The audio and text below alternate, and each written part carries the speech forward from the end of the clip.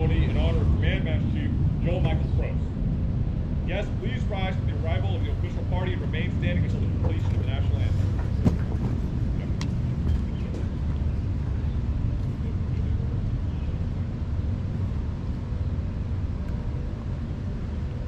My fault.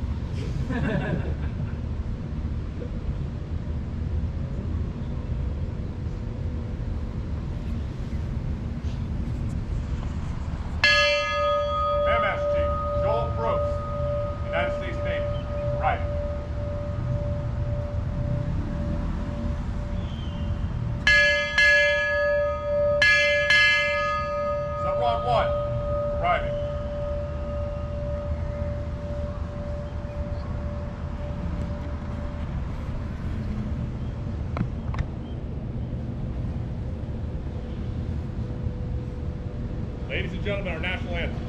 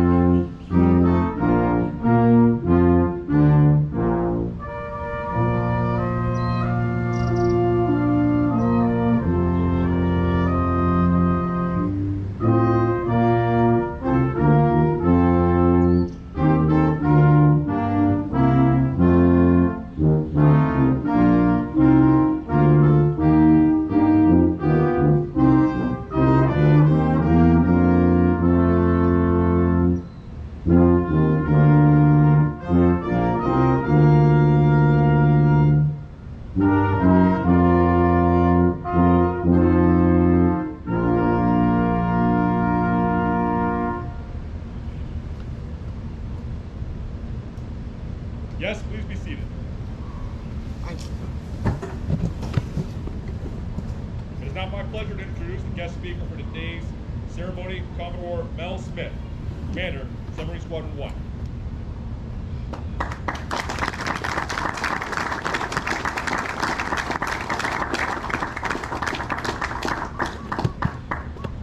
People behind me have heard me talk a lot, so I'm walking out here so we can have a more conversational discussion.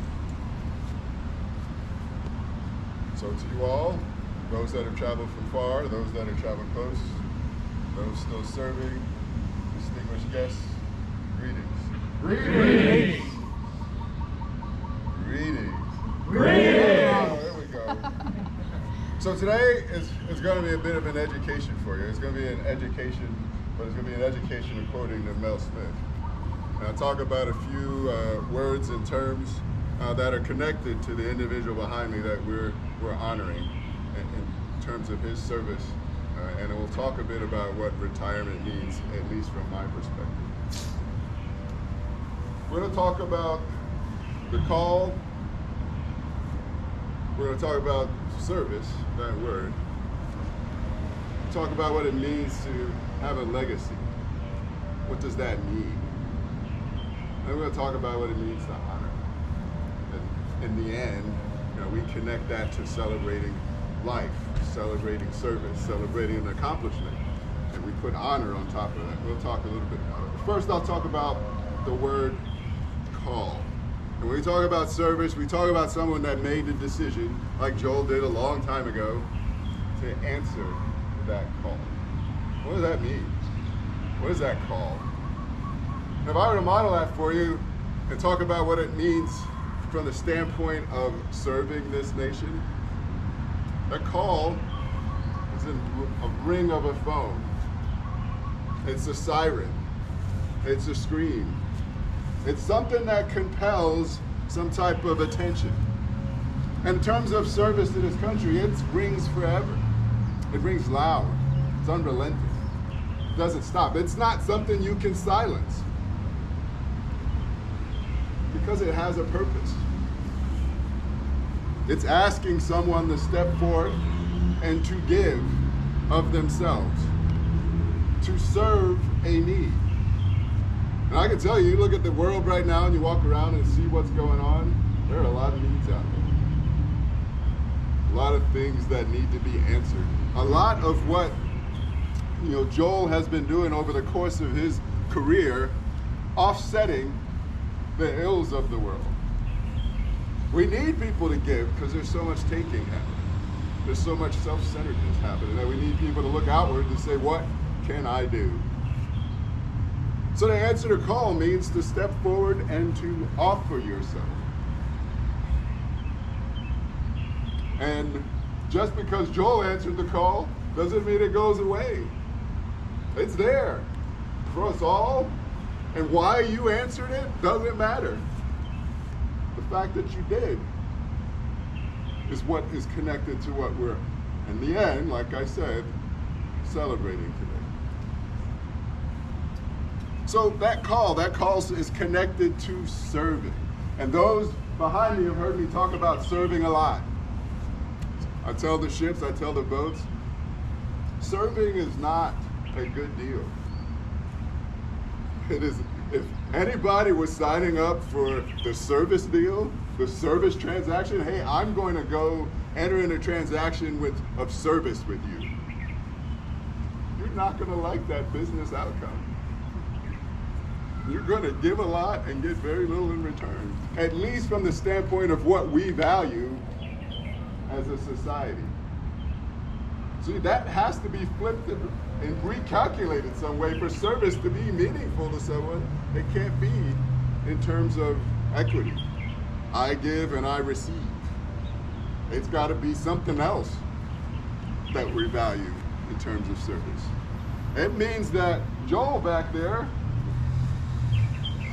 when he said that oath the first time, and then the many times since there that he's had to say that oath with each re-enlistment, he said, I am going to give of myself.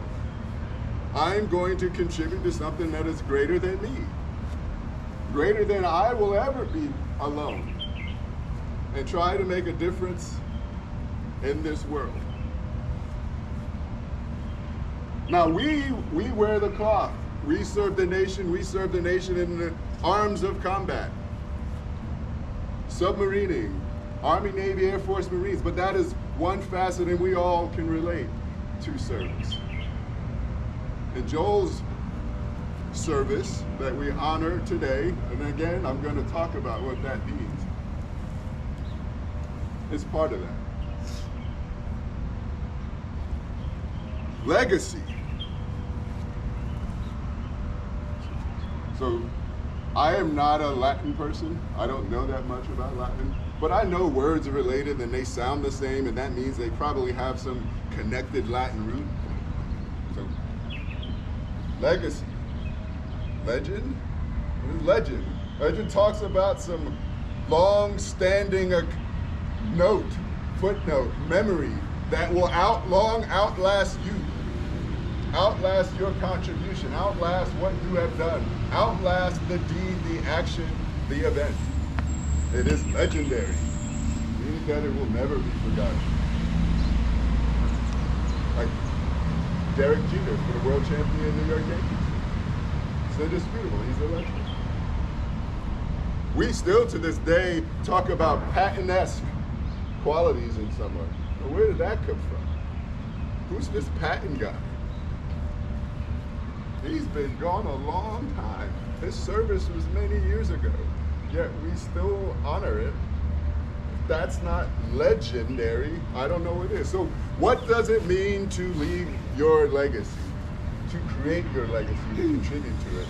Now, Joel has a biography, and it lists all the places he's been, all the things he's done, all the deployments he's done, all the accomplishments, all those things. And some would say that's, what a fantastic legacy that is. But if you are listening, the call isn't connected to those things. The service, though it drove those things, isn't connected to those things. So the legacy, what is that connected to? And I can't tell the story of all the mouths that would contribute to Joel's legacy. They have to tell them.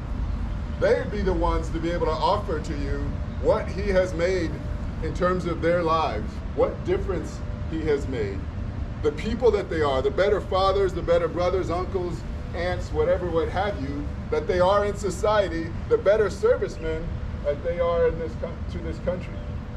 Because he answered the call and decided to serve. And that's where his legacy is. It's invested in the countless number of people that served alongside him before we got to this point where he says, it's time for me to retire. Now we talk about retire. I hate that word. I love retirement ceremonies. I hate the word retire. Again, back to that Latin stuff. Tire, tired, retire, re-rest. What does that mean? You're not leaving to go put your pack down and stop. You're not going out to pasture. Last time I checked, this dude's pretty young. He's still got a lot of runway left before he's taken off to go wherever's next. And I can tell you, knowing the individual and how he's wired, all of this, answering the call, deciding to serve, and building a legacy of lives changed over a lifetime of serving, that isn't getting retired. That isn't ending. So retirement, sir, is more like a transition. I mean, Mr. Propst, we've seen walking around here a little bit in the fancy shoes and the put together color coordinated outfits.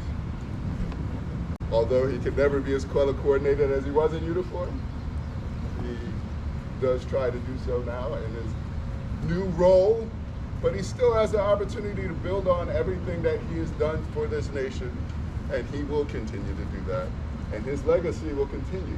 So retirement is just a transition. It's a move on. And we tend to celebrate the congratulations on your retirement. No, it's not congratulations on your retirement, it's congratulations on your new opportunities that are now in front of you. Many new interesting ways for him to build on, continue to serve, continue to change and affect lives. So to honor all of that, how do we honor all of that? And you're probably going to say, yeah, I know what you're going to do, what you're going to say. You're just going to say, well, we need to live that way.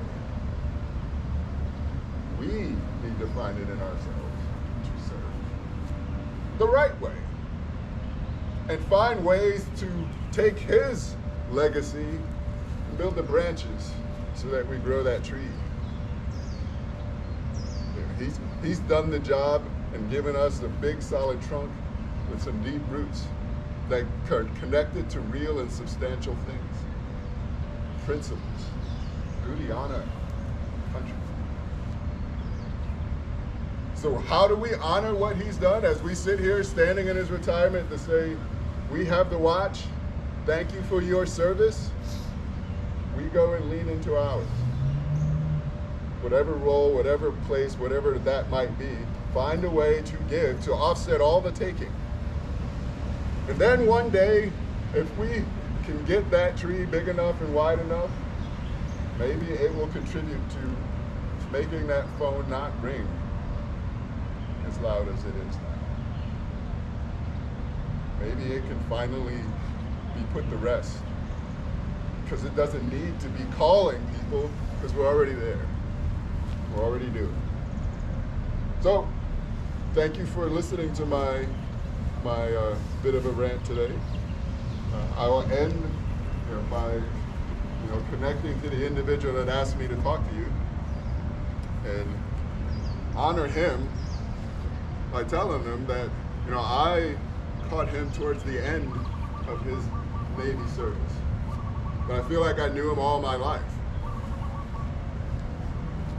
It's easy to connect to great things. It's easy to relate to great things if that's what you aspire of yourself. That's what Joel is. Door opens the moment you meet him. You just want to walk through it and get to know more about the man, and he invites you in to do that. And I know why it's great isn't because I wear a bunch of gold in my sleeves and he's like, come on in, sir. He does the same for the youngest people. The people that we walk by, Joel finds the time to open the door for them. Come on in. What do you need, shipmate? So he answered that call. He served this nation. He's done so in a way that's built a lasting legacy that we all can learn, appreciate, connect to, and be motivated by as we go to try to build ours. And from my standpoint, all that is worth celebrating. All that is worth honoring. Thank you.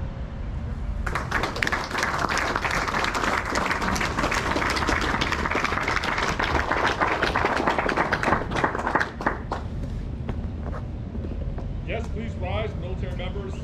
Attention to award. Commodore Smith will now present the Master Chief Propst Retirement Award.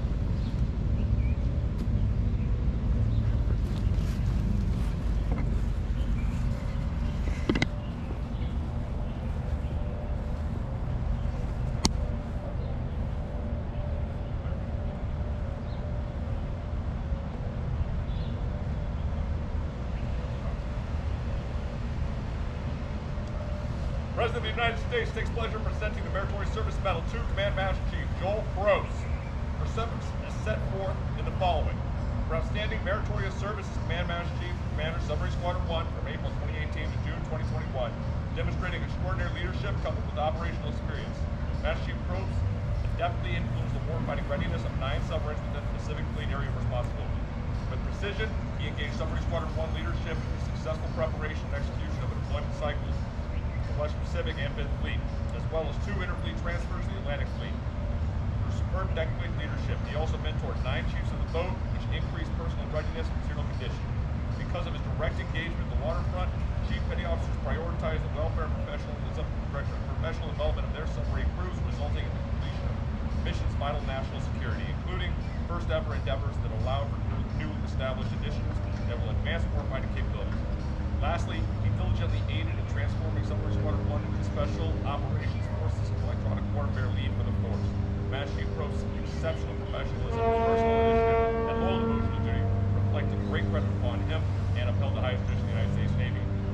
For the President, J.T. Jadlow, United States Navy.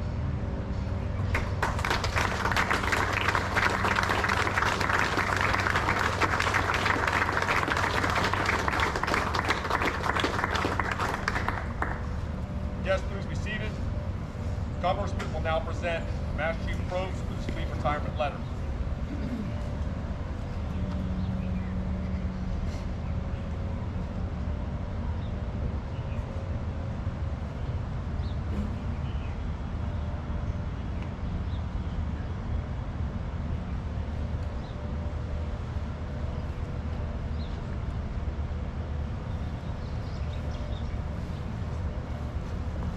All right. This is declared appointed to the Fleet Reserve of the United States Navy. By my hand, this is the certified and Command Master Chief Joel Michael Propst, transferred from active duty to the Fleet Reserve of the United States Navy on the 9th day of November 2021 after 28 years of service. This certificate is awarded as a testimonial of faithful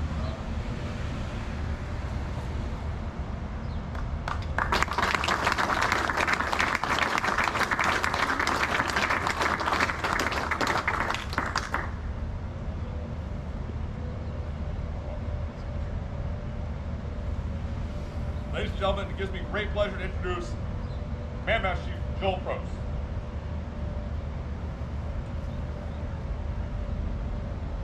Aloha! Aloha! How's the volume on this mic? Is it in the back? Thank you, Chappie, for the warm welcome and graciously being the Master of Ceremonies for this ceremony. I know you're only doing this to get out of work, but I appreciate it anyway. Funny thing about Chappie and I, we often joke, he's got some certificates and things on his wall, and we realized that when I put on his Chief Petty Officer back in 2002, he was putting on his Dolphins. A little bit of age gap, but we're like brothers. We're doing the same thing. Also, thank you to Commodore Mel Smith for the amazing speech. He always has a way of captivating everyone with that voice and his powerful words.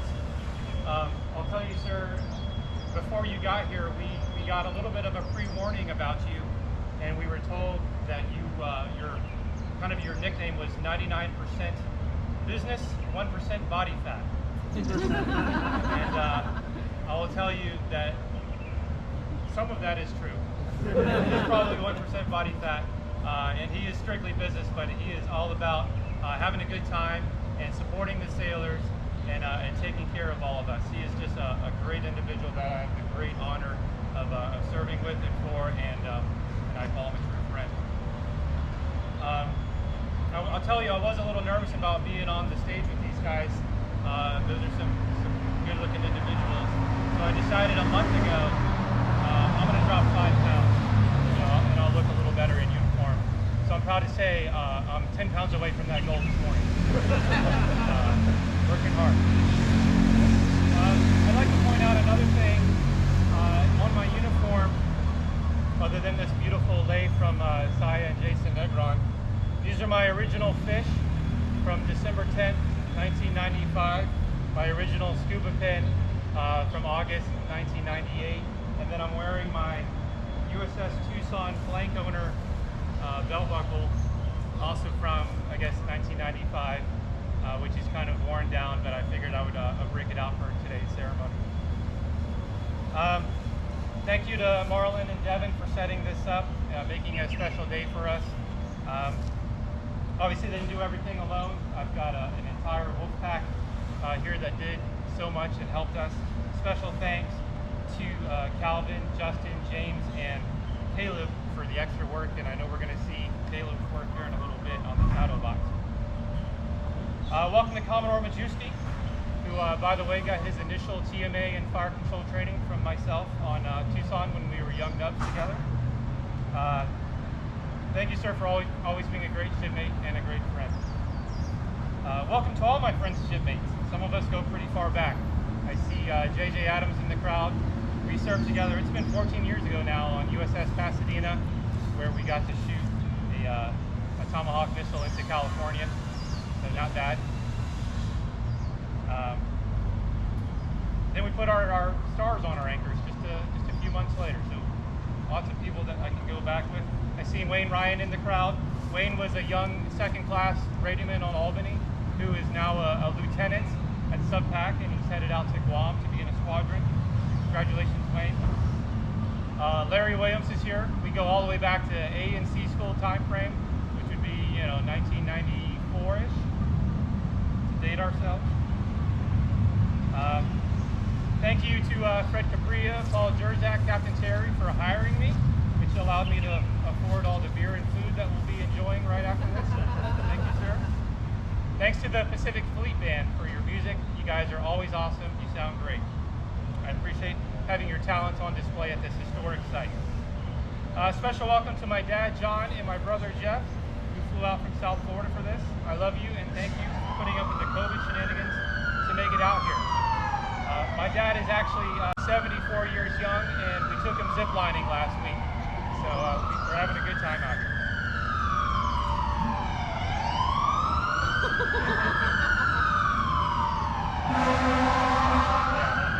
I hate people with loud horns. My mom was unable to travel out here, but I want to thank her for the love and support she's given me every day of my life. My sister Becky was also unable to make it out, but I hope that her and her girls can come out and visit very soon. I also want to thank and recognize my amazing kids, Katie and Miles, who both in Virginia Beach and were unable to make it out here, but I plan on having them out to visit very soon. I don't know if I've ever told them how important they were to me during my career. The memories of them waiting on the pier as just little guys, running to me when the boat pulled in, are things that I'll cherish and look back on often. They're the reason that I kept doing this as long as I did. And finally, a heartfelt welcome and thanks to my wife, Amy, for being here to celebrate this huge milestone. You had to learn the military life very quickly and at the end of my career, and you probably don't understand half of what I'm talking about. but you're one of the greatest things to happen to me, and I couldn't ask for a greater woman to be by my side for the rest of my life, and the best is yet to come. Now, Winston Churchill is credited with saying that a speech should be like a woman's evening gown, long enough to cover this subject, but short enough to create interest. I plan on trying to meet that intent. I'm habitually an expert procrastinator. It's really what I do well. But I started writing this speech about a month or so ago because I had some time. And at first I didn't know what to say. I've given a lot of speeches at Navy graduations when I was at sub school, other people's retirements, all hands calls, 1MCs, you name it. And I've always felt comfortable, but I've never had to talk about me. So I sat there with a blank screen and the cursor blinking, and it occurred to me, it was painfully obvious that I was looking at this all wrong, because this is not about me at all. It's actually about all of those around me. You know, sure, I'm retiring at the end of the month after 28 years, but it's just a celebration of those around me, those who supported me all these years. When I left my home and decided to join the Navy, I left my family, and I wasn't sure if I had made the right decision. I remember my dad dropping me off at Miami International Airport. That's the only time I saw him tear up. It's also possible that was just allergies, which is usually what I say. He also told me in a letter while I was in boot camp that watching me leave was the hardest thing he had done, other than losing his own father when he was the same age I was. Very touching moment. And Jeff, for perspective, everyone threw a party when you left for the Marine Corps.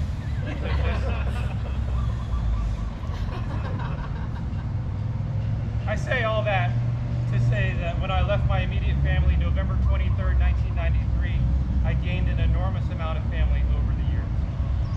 For those who have had the honor and privilege of serving in the submarine force, you know how small a community it is and how you make lifelong friends along the way. The closest one gets with shipmates on a boat is very much like a family. There are guys from my first boat with whom I have frequent contact. For example, I mentioned Commodore Majewski, or Juice. I met him way back in, I guess it was 96 or 97, sir. And now I see him almost every day when I'm meeting him or Chappie in a game of cutthroat cribbage, or just listening to him in a rage about someone that is pissing him off that day. So, all good. After that boat, Tucson, I went on to be an instructor at sub school, which was one of the most rewarding tours that I got to have. I was able to have a true impact on those young sailors, which is what I've really enjoyed about the places I've been in my career, the impact that we have on them. Some of those guys are serving as command master chiefs now, which is why I had to. Other guys that I taught and later served with, Tommy Marshall, Jamar Harris, Nate Holmes, and Ben Grieve, name a few, who beat me to the finish line, have already retired, but I look forward to joining them on the other side of the uniform. Those sailors who reach out to me and thank me from time to time for being in their lives are why we do what we do and why it's so rewarding. It's never the personal accolades or ship accomplishments that we look on, it's the people. It's the people sitting in the audience. It's the people on the stage with me. It's the people who shut the hatches with me and submerge these amazing warships to go in harm's way. It's the people in the schoolhouses and staffs I've been a part of. It's the many successes we've had, but it's also the failures. Sometimes we learn more from the latter to make ourselves better. It's the good times visiting faraway lands with each other. Sometimes it's having to answer questions from NCIS about allegedly crowd surfing from the Singapore Coyote Ugly. It's watching sailors promote and get awards. It's the sweet homecomings from deployment of waiting family, friends, and loved ones. It's burning a flick on cruise mess during pizza night. It's halfway night, shellback, blue nose, and the like. It's also the long days, weeks, and months away from the ones that we love that makes the heart grow even fonder. I really have had such a blessed career. I was extremely fortunate to consistently be in the right place in the right time, surrounded by the best people one could ask for. I was fortunate to advance quickly and I'm always allowed to serve for and with the greatest teams of professionals on the planet. I've said this over and over to anyone that will listen, particularly those pursuing senior enlisted positions. A couple of those guys up here now. It is outstanding to serve, and it's the greatest honor to serve as the chief of the boat on a U.S. submarine. It is the pinnacle of an enlisted sailor's career. It is outstanding and special to serve as I got to serve as the Command Master Chief, but it pales in comparison to the reward of being a cop, and those who have done it understand that.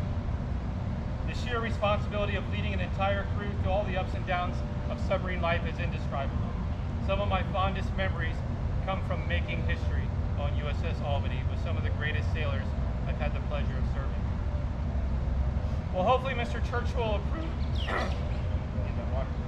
approve, of the length of time I've taken up here. I could go on indefinitely talking about the people who have gotten me on this stage and the amazing memories created along the way, but I'll spare you from that. Once again, I humbly thank you all in the audience and the thousands who couldn't be here for all you've done for me.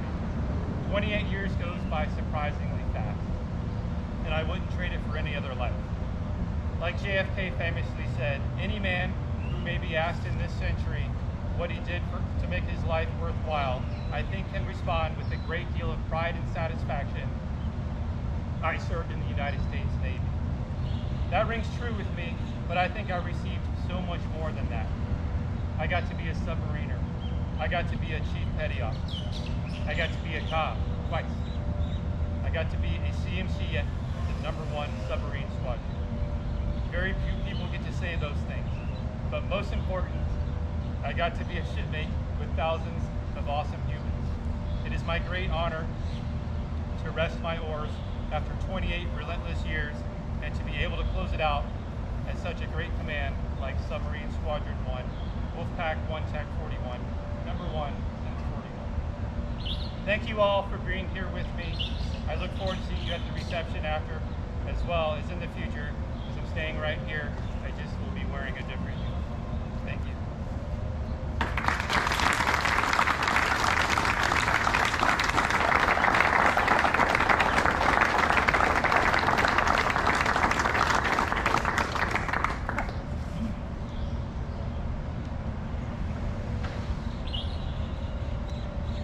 Thank you, Master Chief. Although I think we will be fact-checking a few of your comments there about which squadron's first or #1. We'll let that go to retirement. Master Chief Propst will now recognize his wife, Amy, with the Spouse Appreciation Award and flowers.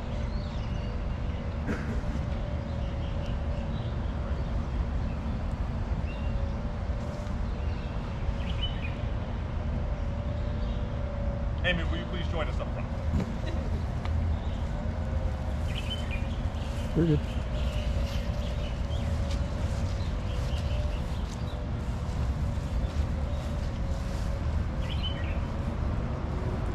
This is a certificate of appreciation, United States Navy. To all who shall see these presents, greetings. Greetings! To Amy Propst, by the authority vested in me, it is my pleasure to express the grateful appreciation of the United States Navy to you for enduring the frequent and long separation from your husband as he served his country. These months, indeed years, that he spent away from you constitute a clear and noble demonstration of his love for you and his family. To those who say a single man cannot make a difference, I say wrong. Your husband did. He made our Navy stronger and kept our nation safe. With his service to the Navy now complete, he will be able to spend more time with you in the future. The United States Navy thanks both you and your husband for enduring these separations. Given this 15th day of November, in the year of our Lord, 2021, signed M.R. Smith, Captain, United States Navy, Commander, Submarine Squadron 1.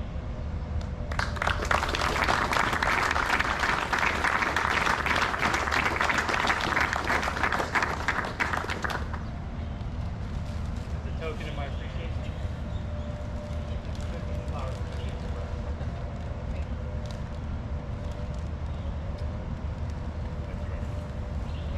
Chief Hedens and Senior Chief Culbertson will now present Master Chief Propst Shadow Box on behalf of the Submarine Squadron 1 Staff Association.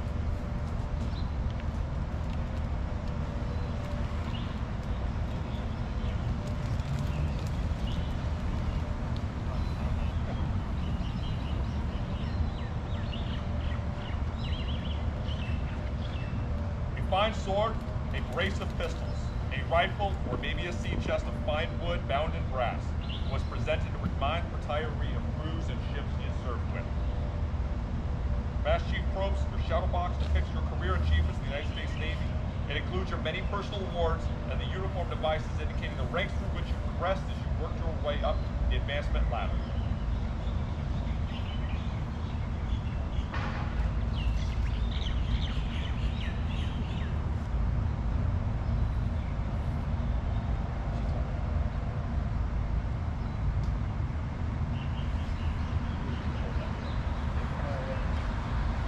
Senior Chief Odie will now read Old Glory.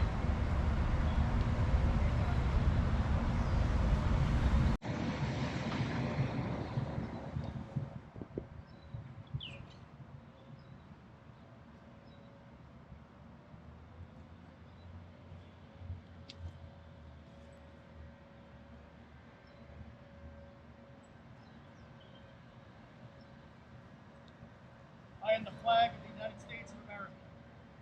My name is Old Glory. I fly atop the world's tallest building. I stand watch at America's halls of justice. I fly majestically over the great institutions of learning.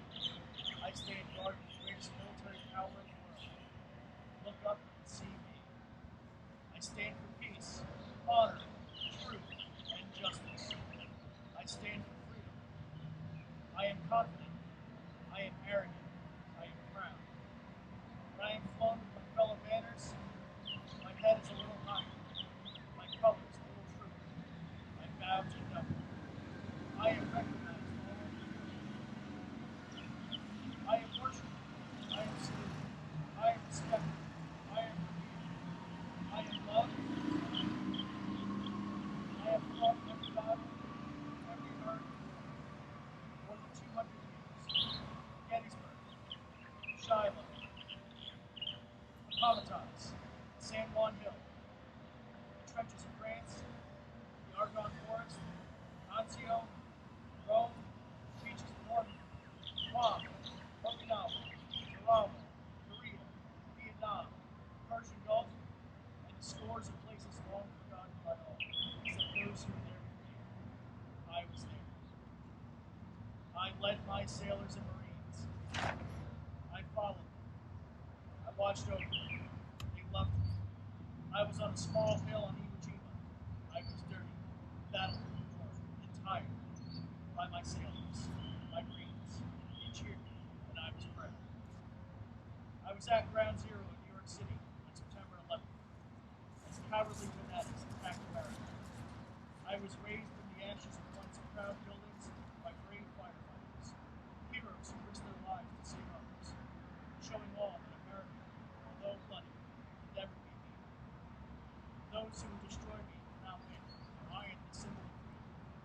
One nation under God, indivisible, liberty, and justice for all. I have been soiled, burned, torn, and trampled in the streets of my own country. And when it is by those whom I have served with in battle, it hurts, but I shall overcome. I am strong. I have slipped the surly bonds of earth, and from my vantage point on the moon, I stand watch over the uncharted new frontiers of space. I have been a silent witness of all of America's finest hours.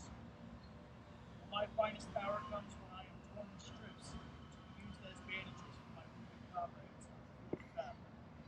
When I fly half-mast to honor my soldiers, and when I lie in the trembling arms of a great brother.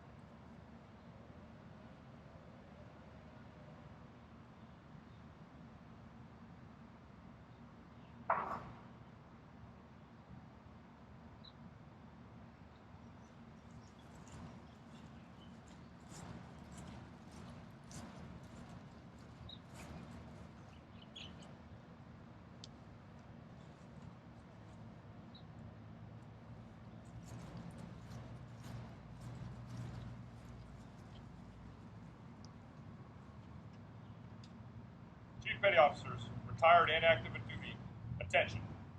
Master Chief Owens will now read the Chief Petty Officers' retirement creed. The Chief Petty Officer community takes pleasure in presenting to Command Master Chief Submarines Diver Joel Propst, United States Navy, the following retirement creed. You have this day experienced that which comes to all of us who serve on active duty in our Navy. I say our Navy because your departure from active duty in no way terminates your relationship, regard, or obligation to the United States Navy and your fellow Chief Petty Officers. By law and tradition, U.S. Navy retirees are always on the rolls, ever ready to lend their service when the need arises. The respect that you earn as the Chief was based on the same attributes that you will now carry into retirement. You should have no regrets and should not view your retirement as an end of an era, but rather as orders to a new and challenging assignment, to a form of independent duty. Remember well that you have been and will always be an accepted member of the most exclusive of all maritime fraternities, that of the United States Navy Chief Petty Officer. Active duty chiefs salute you. Chief Petty Officers, and salute. Ready, two. Retired chiefs welcome you and wish you the traditional fair winds and seas of being. Master Chief Bruce will now read Watch. Today, our Navy has given most of the pomp and circumstances, the honors, traditions, and ceremonies back to history. Time does not give us the freedom to do these things from the past, but we still have to stop all engines, lay about smartly, and drop anchor to pay homage to one of our shipmates going ashore. To honor the years served, the guidance, the leadership, and friendship, and the expertise this shipmate has given these 30 years. For 28 years, the sailor has stood the watch. While some of us were in our bunks at night, this sailor stood the watch. While some of us were in school learning our trade, this shipmate stood the watch. Yes, even before some of us were born into this world, this shipmate stood the watch. In those years when the storm clouds of war were seen brewing on the horizon of history, this shipmate stood the watch. Many times he would cast an eye ashore and see his family standing there, needing his guidance and help, needing that hand to hold during those hard times, but still, he stood the watch. He stood the watch for 28 years. He stood the watch so that we, our families, and our fellow countrymen sleep soundly and safety each and every night, knowing that a sailor stood the watch. Today we are here to say, shipmate, watch, stand for lead. Lead by those you have led, guided, and trained. Master Chief Propst, you stand relieved. We have the watch.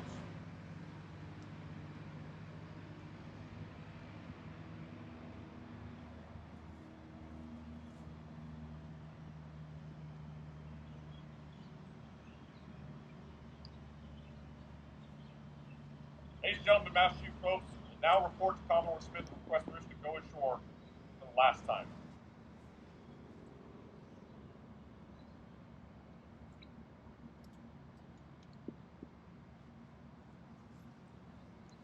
Amy, will you join Master Chief Propst?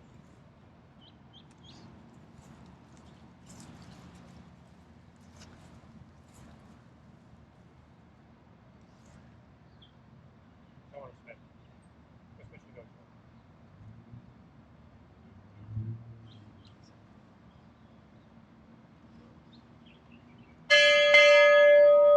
Command Master Chief Joel Propst, United States Navy, retired, departing.